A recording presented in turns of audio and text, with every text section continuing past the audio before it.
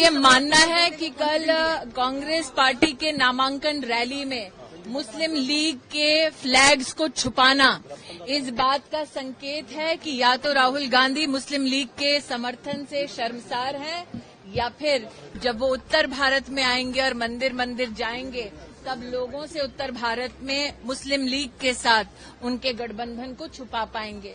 मैं केरला आकर और विशेषतः वायनाड आकर देखकर ये स्तब्ध हो गई हूं, आश्चर्यचकित हूं कि पीएफआई जैसी आतंकवादी संगठन के बैन के बावजूद पीएफआई के पॉलिटिकल लीडरशिप से राहुल गांधी समर्थन अपने चुनाव के लिए ले रहे हैं।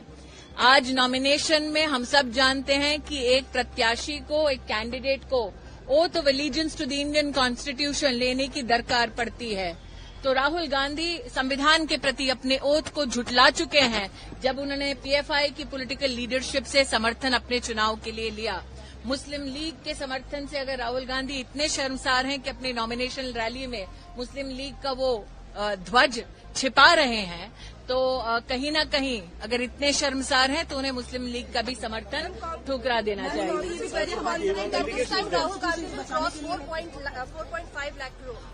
Today I am absolutely jubilant to be a part of the nomination rally of my state president. The issue is that who is the prime ministerial candidate of the India Alliance? Is Rahul Gandhi acceptable? So this is an India Alliance which does not have a neta, which does not have a niti, and its niyat is to loot. That is known by every Indian citizen. Well, there is a hugging in Delhi and a begging in Kerala, which needs to be explained. Why is it that when the alliance partners come together for a rally in the national capital, there seems to be no animosity, but when it comes to the seat of Wayanad, there is this competition that is taking place.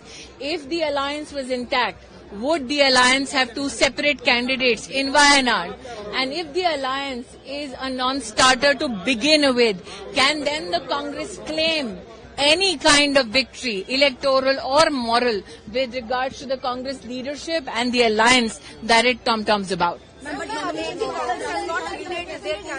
मेरा ये मानना है कि कल राहुल गांधी ने जिस प्रकार से मुस्लिम लीग के ध्वजों को, फ्लैग्स को अपनी नॉमिनेशन रैली में छुपाया है, तो निश्चित रूप से वो इस चुनाव में इस पड़ाव को पार करने के बाद उत्तर भारत आएंगे। I think that it is foolhardy to hide facts from the people in the age of not only media but also digital media and social media revolution. People, be it in Amethi or Wayanad. अगर आप ये video YouTube पर देख रहे हैं तो हमारे channel को सब्सक्राइब करें और बेल आइकन को दबाना ना भूलें। अगर आप Facebook पर ये वीडियो देख रहे हैं तो हमारे पेज को लाइक करें।